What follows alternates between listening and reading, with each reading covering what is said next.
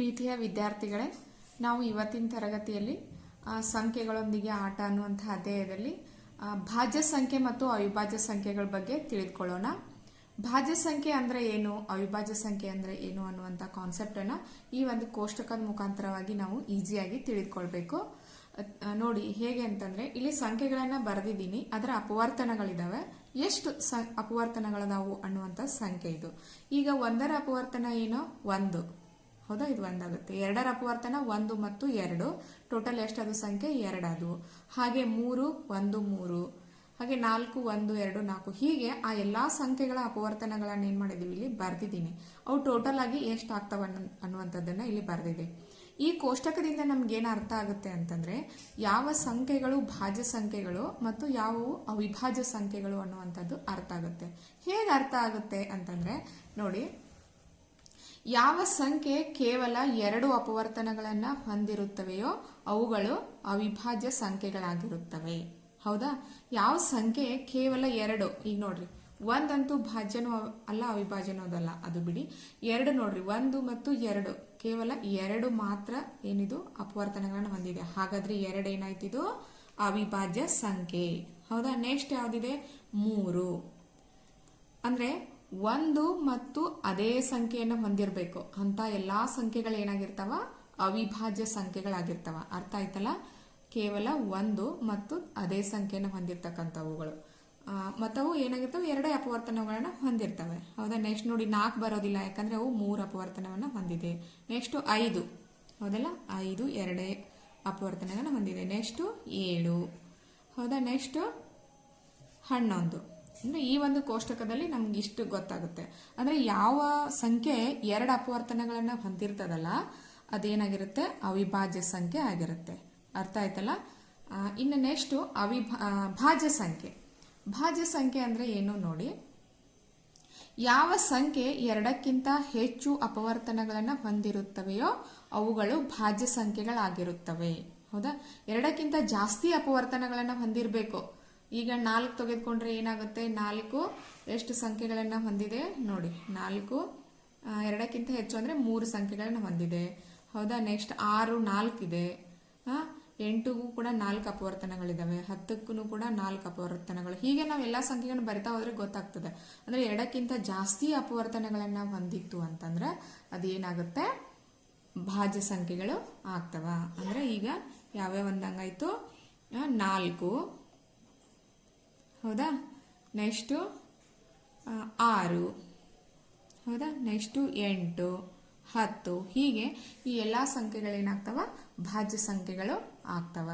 ಅರ್ಥ ಆಯ್ತಲ್ಲ ಮಕ್ಕಳೇ. ಭಾಜ್ಯ ಮತ್ತು ಅವಿಭಾಜ್ಯ ಅಂದ್ರೆ ಇದು 2 ಅಪವರ್ತನಗಳನ್ನ ಹೊಂದಿರತಕ್ಕಂತ ಎಲ್ಲಾ ಸಂಖ್ಯೆ ಅವಿಭಾಜ್ಯ ಆಗ್ತವ. 2ಕ್ಕಿಂತ ಹೆಚ್ಚಿಗೆ ಅಪವರ್ತನಗಳನ್ನ ಹೊಂದಿರತಕ್ಕಂತ ಸಂಖ್ಯೆಗಳೇನಾಗ್ತವ, ಭಾಜ್ಯ ಸಂಖ್ಯೆಗಳು ಆಗ್ತವ.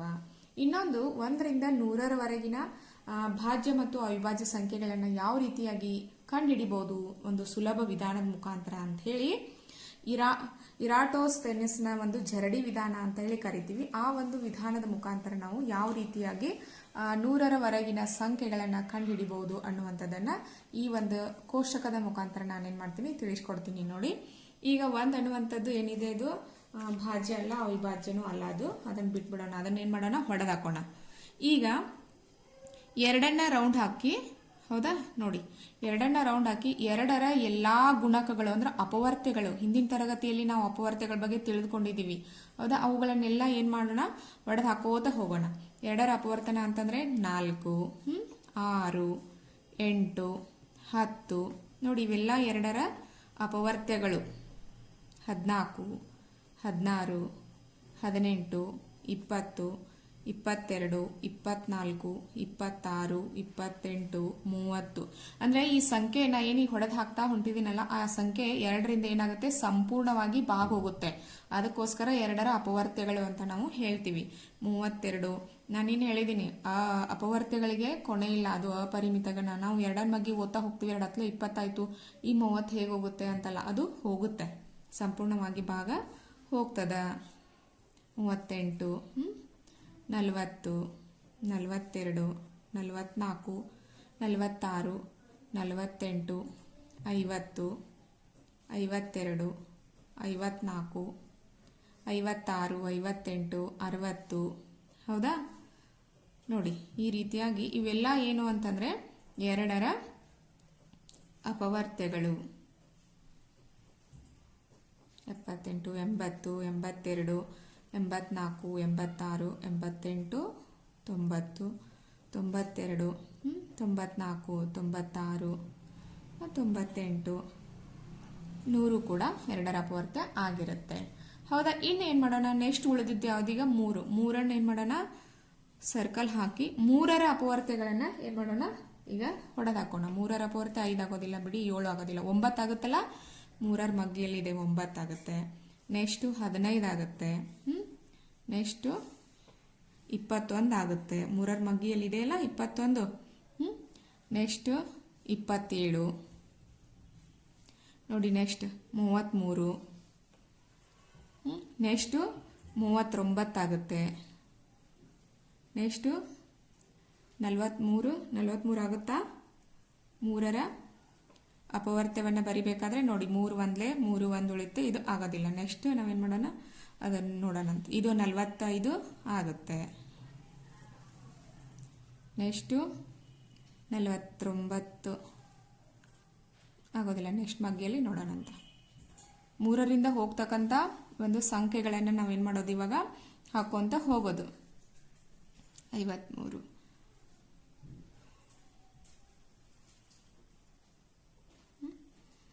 69 ಹೋಗುತ್ತೆ. ಹೌದಾ? ನೆಕ್ಸ್ಟು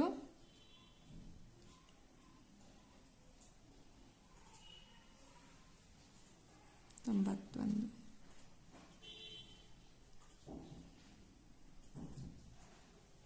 99.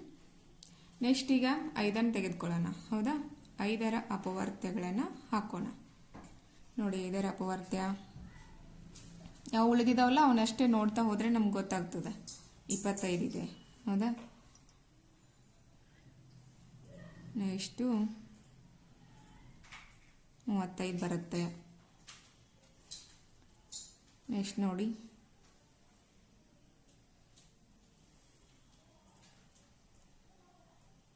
55,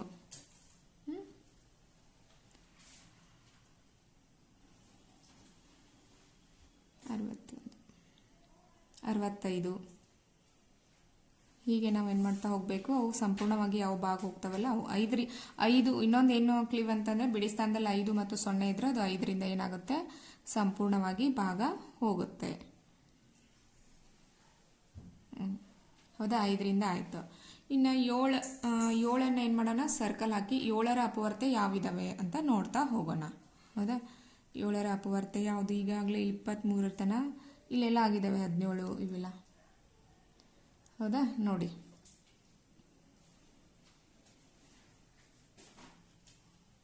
41, 43, 47 ಹೋಗಲ್ಲ. 49, 7 49 ಹೋಗುತ್ತಿಲ್ಲ. ಹಾಂ, ಇದು ಕೂಡ ನಾವು ಹಾಕಬೇಕು. 53 ಹೋಗೋದಿಲ್ಲ.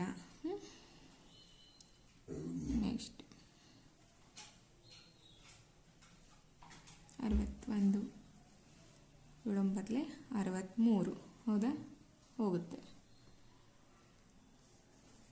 71, 77 ಮುಂದೆ ನೋಡೋಣ. 77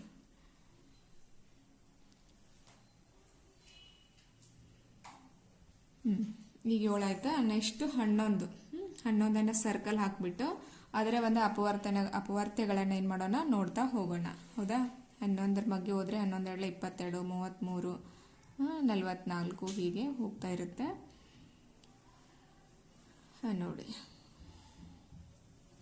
11 77 ಆಗುತ್ತೆ. ಹೌದಾ? ಈ ರೀತಿಯಾಗಿ ಹಾಕಬೇಕು. ನೆಕ್ಸ್ಟು 13. ಉಳಿದಿರ್ತಕ್ಕಂಥವುಗಳಿಗೆ ಸರ್ಕಲ್ ಹಾಕೋಣ. ಅದು ಯಾವ ಒಂದು ಮಗ್ಗಿಯಿಂದ ಹೋಗುತ್ತೆ ಅನ್ನೋದನ್ನು ನೋಡಿಬಿಟ್ಟು ನಾವೇನು ಮಾಡೋಣ? ಹೊಡೆದು ಹಾಕೋಣ. ನೆಕ್ಸ್ಟು 23, 29, 31, 37, 41, 43, ನೆಕ್ಸ್ಟು 47, ನೆಕ್ಸ್ಟು 51 ಕೂಡ ಯಾವ ಇದರಿಂದನೂ ಹೋಗೋದಿಲ್ಲ. ಹೋಗುತ್ತಾ? 51, ನೆಕ್ಸ್ಟು 53, 57 ಏನಾಗುತ್ತೆ ಹೋಗುತ್ತೆ 3ರ ಮಗ್ಗೆಯಲ್ಲಿ ನೋಡಿ, 3 ಒಂದಲೇ 3 2 ಉಳಿತೆ 3 9 27 ಇದು ಹೊಡೆದು ಹಾಕಬೇಕು. ನೆಕ್ಸ್ಟು 59, 61, ನೆಕ್ಸ್ಟು 67, ಹೌದಾ. ನೆಕ್ಸ್ಟು 71, 73, 79, ಇದು 81 9 81 ಹೋಗುತ್ತೆ. ನೆಕ್ಸ್ಟು 87 ಕೂಡ ಹೋಗುತ್ತೆ, 89 ಹೋಗೋದಿಲ್ಲ, 91 ಹೋಗುತ್ತೆ, 9 91 ಹೌದಲ್ಲ, ಇದು ಹೋಗೋದಿಲ್ಲ. ಹಾಂ ನೋಡಿ, ಹೌದಾ, ಇದು ಹೋಗುತ್ತೆ 51. ಈಗ ಏನಾಯ್ತಂದರೆ ಯಾವ್ಯಾವ ಸರ್ಕಲ್ ಹಾಕಿದ್ದೀವಲ್ಲ ಅವು ಏನಂತಂದರೆ ಅವಿಭಾಜ್ಯ ಸಂಖ್ಯೆಗಳು ಅಂತ ನಮ್ಗೆ ಗೊತ್ತಾಗುತ್ತೆ. ಯಾವನ್ನ ಹೊಡೆದು ಹಾಕಿದ್ದೀವಲ್ಲ ಅವು ಏನು ಭಾಜ್ಯ ಸಂಖ್ಯೆಗಳು ಅಂತ ನಮ್ಗೆ ಇದರಿಂದ ಗೊತ್ತಾಗುತ್ತೆ.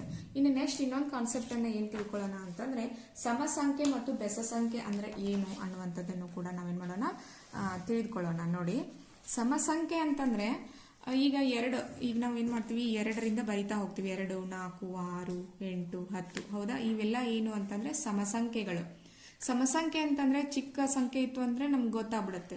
ಈ ಫಾರ್ ಎಕ್ಸಾಂಪಲ್ ಈಗ 464, 8450 ಹೀಗೆ ಇತ್ತು ಅಂದರೆ ಇದು ಸಮಸಂಖ್ಯೆನೋ ಬೆಸ ಸಂಖ್ಯೆನೋ ಅಂತ ಹೇಗೆ ನಾವು ಗುರುತಿಸಬೇಕು ಅಂತಂದರೆ ಇದಕ್ಕೊಂದು ಕ್ಲಿವ್ ಇದೆ. ಏನಂದರೆ ಬಿಡಿ ಸ್ಥಾನದಲ್ಲಿ, ಹೌದಾ, ಬಿಡಿ ಸ್ಥಾನದಲ್ಲಿ ಏನೇನಿರಬೇಕು ಅಂತಂದರೆ 0 2 4 6 8 ಈ ಸಂಖ್ಯೆಗಳಿದ್ದು ಅಂತಂದರೆ ಆ ಎಲ್ಲ ಸಂಖ್ಯೆಗಳು ಏನಾಗ್ತಾವ ಅಂತಂದರೆ ಸಮ ಸಂಖ್ಯೆಗಳು ಅಂತ ಕರೆಸ್ಕೋತಾವ. ಅರ್ಥ ಆಯ್ತಲ್ಲ, ಸಮ ಸಂಖ್ಯೆನ ಹೇಗೆ ಗುರುತಿಸ್ಬೇಕು ಅಂತೇಳಿ.